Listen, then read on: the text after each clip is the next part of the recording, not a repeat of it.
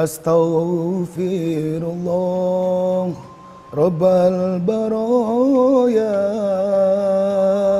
Astaghfirullah minal khataya. Astaghfirullah Rabbal baraya.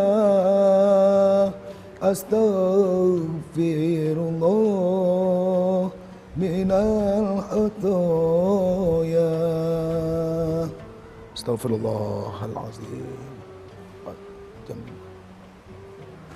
Bismillahirrahmanirrahim. Assalamualaikum warahmatullahi wabarakatuh.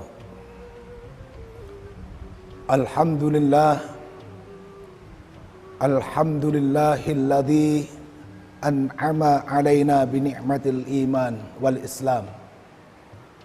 Asyhadu an la ilaha illallah wahdahu la syarikalah. Lahul qawsus salam. Wa asyhadu anna sayyidana Muhammadan abduhu wa rasuluhu khairul anam. Amma ba'du.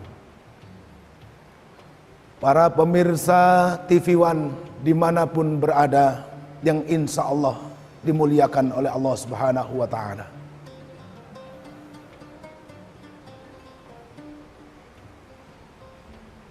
Pada hari ini tentunya sebagai seorang hamba tiada henti kita selalu berucap syukur kepada Allah Subhanahu wa ta'ala.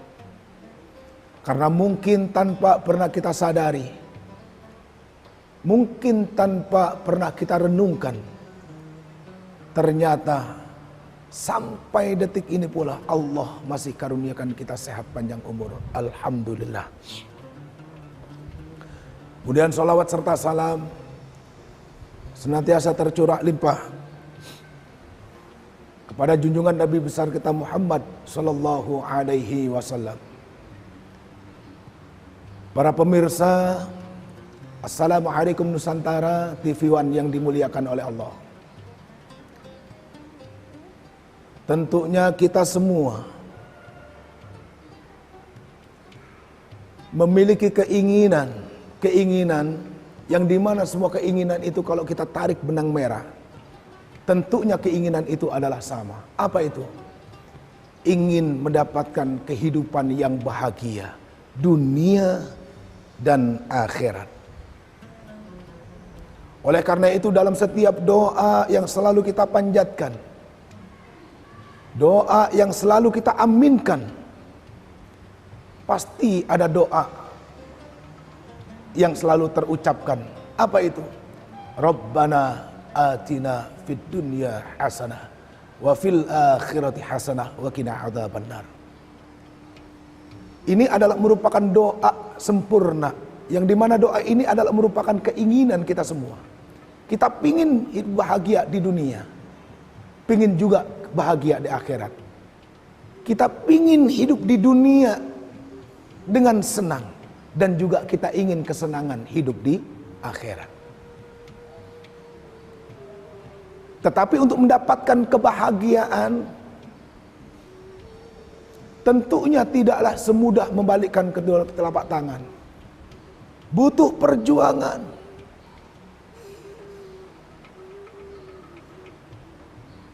Butuh pengorbanan. Dan juga butuh yang namanya kesabaran. Dalam skala kecil, mungkin di mana kita hidup bersama dengan keluarga dan lingkungan. Bagaimana kita berusaha untuk mendapatkan kebahagiaan itu? Makanya Nabi SAW memberikan 4 rumus kepada kita, 4 pilar supaya kita bisa mendapatkan kebahagiaan. Apa itu yang pertama? Antakuna zaujatuhu solihan. Yang pertama adalah apabila kita memiliki istri yang solehah. Apa itu istri yang solehah? Istri yang solehah adalah istri yang mampu menempatkan dirinya menjadi seorang istri di hadapan suaminya. Istri yang soleha adalah istri yang mampu menempatkan dirinya sebagai seorang ibu di hadapan anak-anaknya. Istri yang soleha adalah istri yang mampu menempatkan dirinya sebagai seorang anak di hadapan orang tua dan mertuanya. Istri yang soleha adalah istri yang berusaha untuk melengkapi kehidupan suami dan keluarga. Istri yang soleha adalah istri yang berusaha untuk mendukung sepenuhnya apa yang dilakukan oleh suami, selagi apa yang dilakukan itu adalah benar. Tapi apakah itu mudah? Tidak. Berbagai tantangan, berbagai ujian, hambatan, butuh kita mendapatkan kesabaran di sana. Butuh kesabaran, butuh perjuangan.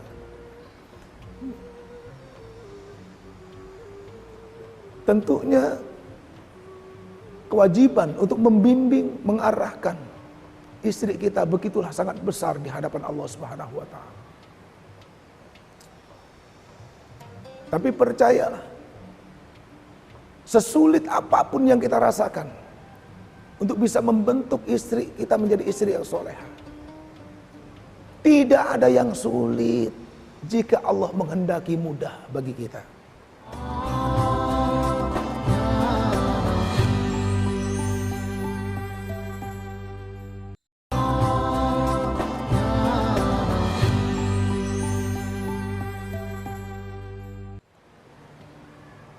Tetapi kalau kita sebagai seorang suami yang harusnya bisa menjadi pemimpin ternyata jauh dari Allah, seolah-olah tidak butuh dengan Allah, maka yang mudah pun akan jauh lebih sulit dari apa yang kita bayangkan. Artinya tidak akan ada kemampuan bagi kita untuk bisa menjadikan istri kita menjadi istri yang baik. Godaan-godaan baik di keluarga ataupun di lingkungan, baik godaan melalui ekonomi, godaan kepercayaan dan lain sebagainya. Para pemirsa TV One yang dimuliakan oleh Allah, sekali lagi, membentuk istri yang soleha adalah butuh yang namanya perjuangan, butuh yang namanya pengorbanan, dan butuh yang namanya kesabaran. Ini bisa kita dapatkan seandainya kita selalu bersandar kepada Allah Subhanahu wa taala. Kemudian yang kedua, antakuna auladuhu abroron.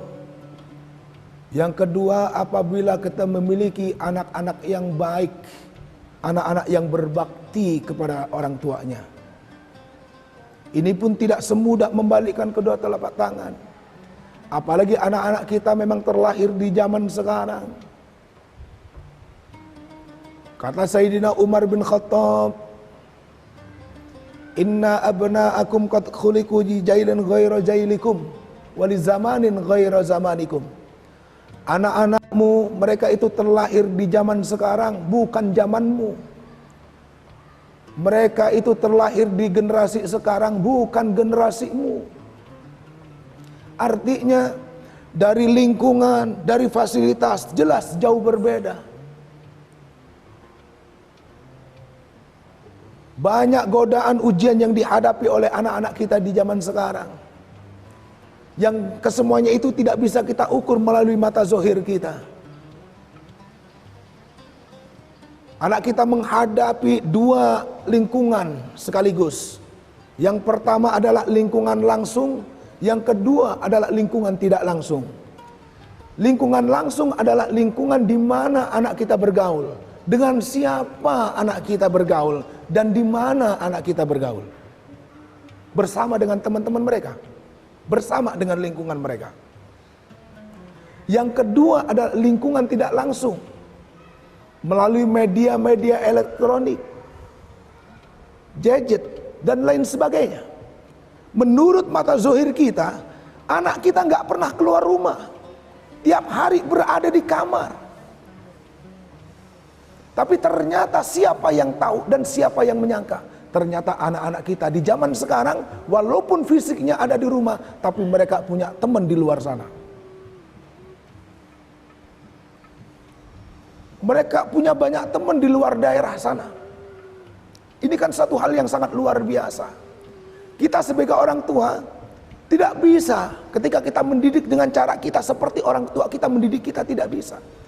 Setidak-tidaknya kita berusaha untuk memberikan keseimbangan berpikir kepada anak kita.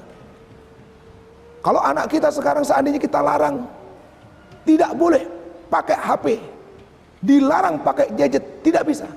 Karena memang ini bagian daripada kebutuhan mereka di zaman mereka. Yang kita bisa sampaikan adalah, nah, ingat, di media elektronik, di internet dan lain sebagainya, di sana cuma ada dua yang bisa kita ambil hikmahnya. Pertama, sesuatu yang baik dan sesuatu yang tidak baik, sesuatu yang manfaat dan sesuatu yang tidak manfaat. Ayah berharap kamu bisa menggunakan fasilitasmu, ya, untuk bisa mendapatkan sesuatu yang baik. Ayah harap kamu bisa mencari hal-hal yang bermanfaat untuk dirimu dan untuk masa depanmu. Makanya sekarang fungsi orang tua tidak hanya sekedar orang tua. Kalau kita ingin masuk dalam kehidupan anak-anak kita, kita berusaha untuk memahami karakter anak kita. Kita harus berusaha memahami kebutuhan mereka.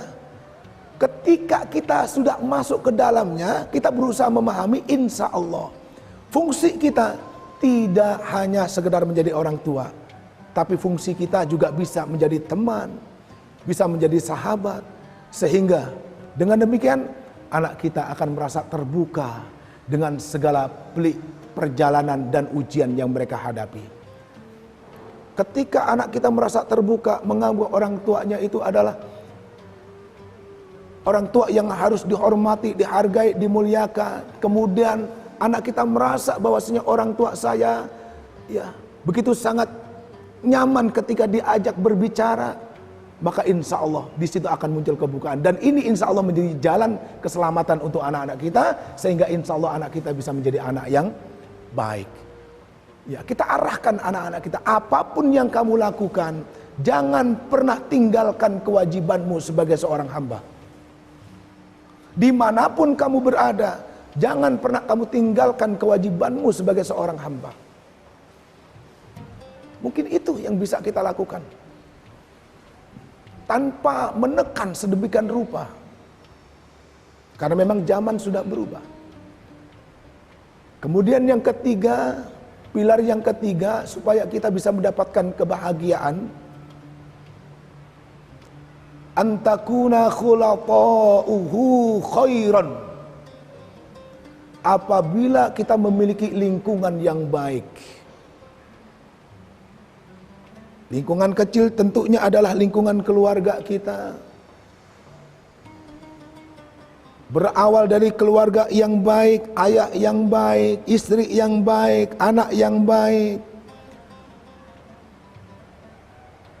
maka insya Allah akan membuahkan hasil lingkungan yang baik. Kalau lingkungan sudah baik, maka insya Allah anak-anak generasi-generasi yang akan datang, mereka akan menjadi generasi-generasi yang baik. Kenapa? Karena mereka hidup dan lahir di lingkungan yang memang sudah baik. Tapi membentuk lingkungan yang baik tentunya sekali lagi tidak semudah membalikkan kedua telapak tangan. Butuh yang namanya perjuangan, butuh yang namanya pengorbanan, dan butuh yang namanya kesabaran.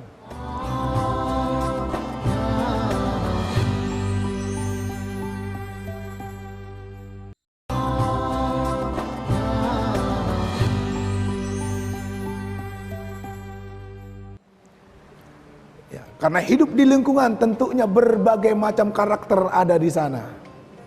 Majmuk.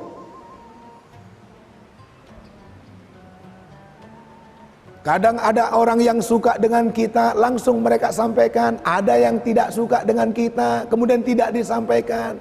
Ada yang pura-pura suka. Ya, padahal kalau di belakang kita mereka berusaha mencari waktu untuk gibah.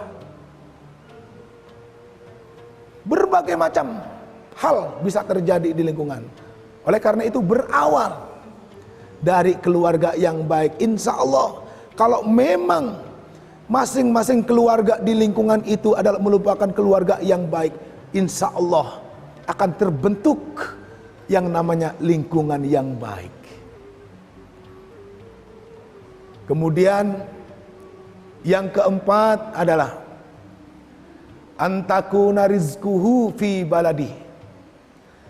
Apabila kita mendapatkan rizki di negeri sendiri. Pemirsa TV One yang dimuliakan oleh Allah, kalimat apabila mendapatkan rizki di negeri sendiri bukan berarti tidak membolehkan kita mencari rizki di negeri orang lain, tidak. Tetapi seandainya harus ada pilihan antara mencari rizki di negeri orang lain dengan negeri sendiri, seandainya ada pilihan, maka kita harus pilih mencari rizki di negeri sendiri. Kenapa? Karena kebahagiaan tidak hanya kita ukur dengan uang. Mungkin di negeri orang lain kita mendapatkan sesuatu yang lebih. Mungkin kita merasa, ya, dengan pendapatan yang maksimal kita bisa membahagiakan keluarga kita, anak kita. Tapi jangan pernah kita lupa, yang namanya anak, kebahagiaan anak gak hanya sekedar tercukupi kebutuhan mereka, tapi perhatian kita sebagai orang tua justru mereka butuhkan. Berapa banyak anak-anak di zaman sekarang yang mereka mencoba mencari jalan keluar, mencari jati diri di luar sana. Yang sudah terjadi, kalau seandainya di luar sana mereka bertemu dengan orang yang baik, bertemu dengan sosok yang patut mereka jadikan orang tua yang baik, bertemu dengan sahabat-sahabat yang baik, insya Allah. Tetapi bagaimana jika sebaliknya? Mereka harus bertemu dengan orang-orang yang memiliki karakter jauh daripada harapan kita sebagai orang tua. Mereka bertemu dengan orang-orang yang memang sudah menganggap biasa meninggalkan perintah Allah. Bertemu dengan orang-orang yang memang gemar melakukan hal-hal maksiat. Mungkin terbayang dalam benak kita apa yang akan terjadi pada anak-anak kita. Setidak-tidaknya ketika kita bisa mendapatkan rizki di negeri kita sendiri, intensitas pertemuan kita, intensitas waktu bercengkrama kita dengan keluarga, dengan anak-anak kita, insya Allah akan terjaga. Anak-anak gak akan merasa kehilangan sosok ayah. Anak-anak gak merasa kehilangan kasih sayang. Anak-anak gak merasa kehilangan yang namanya perhatian orang tua. Ini jauh lebih penting jika dibandingkan dengan harta. Kenapa? Karena kebaikan anak kita di masa yang akan datang, ya, bakti atau ingkarnya anak kita di hadapan Allah Subhanahu wa taala, kita orang tua yang bertanggung jawab. Bagaimana kita bisa memberikan pendidikan yang baik untuk mereka? Apa yang sudah kita lakukan untuk anak-anak kita? Dan ini adalah merupakan tanggung jawab kita sebagai orang tua. Oleh karena itu, para pemirsa TV One yang dimuliakan oleh Allah Subhanahu wa taala, percayalah, seandainya tolak ukur kita adalah rezeki, percayalah, kita manusia hanya mampu untuk berusaha. Kewajiban kita hanya berusaha. Kewajiban kita hanya berikhtiar. Biarkan setelah itu Allah yang ukur rezeki kita. Jangan pernah kita mengukur rezeki kita. Biarkan Allah yang mengukur rezeki kita. Insya Allah rizki kita akan menjadi rizki yang barokah. Dengan rizki yang barokah, insya Allah melalui rizki itu anak-anak kita menjadi anak-anak yang insya Allah jadi anak yang baik, anak yang soleh, soleha, anak yang berbakti. Kenapa? Karena mereka mendapatkan rizki yang barokah yang didapatkan dari orang tuanya. Intensitas pertemuan mereka dengan orang tuanya terjaga. Kasih sayang orang tuanya pun gak hilang, ya, kebersamaan mereka dengan orang tuanya pun gak hilang, ya, sosok dan panutan dalam keluarga mereka pun ada setiap harinya. Ya, 4 pilar ini ketika kita berharap mendapatkan kebahagiaan, maka 4 pilar ini harus kita kejar, harus kita usahakan semampu kita, semaksimal usaha kita. Para pemirsa TV One yang dimuliakan oleh Allah Subhanahu wa taala, semoga Allah berikan kekuatan kepada kita, keistiqomahan kepada kita, supaya kita mampu untuk bisa menggapai, memiliki 4 pilar ini, agar kita bisa mendapatkan kebahagiaan dunia dan akhirat. Demikianlah tentunya pemirsa TV One yang dimuliakan oleh Allah yang bisa saya sampaikan. Ya, harapannya adalah apa yang tersampaikan semoga bisa memberikan manfaat, khususnya untuk diri saya pribadi yang fakir, yang dhaif dalam keilmuan, dan juga manfaat untuk para pemirsa sekalian. Tidak ada yang sulit jika Allah menghendaki mudah, dan tidak ada yang mudah jika Allah menghendaki sulit. Kesemuanya tergantung kita, sandaran kita kepada Allah Subhanahu wa taala. Terima kasih. Billahi taufiq wal hidayah waridul inayah. Assalamualaikum warahmatullahi wabarakatuh.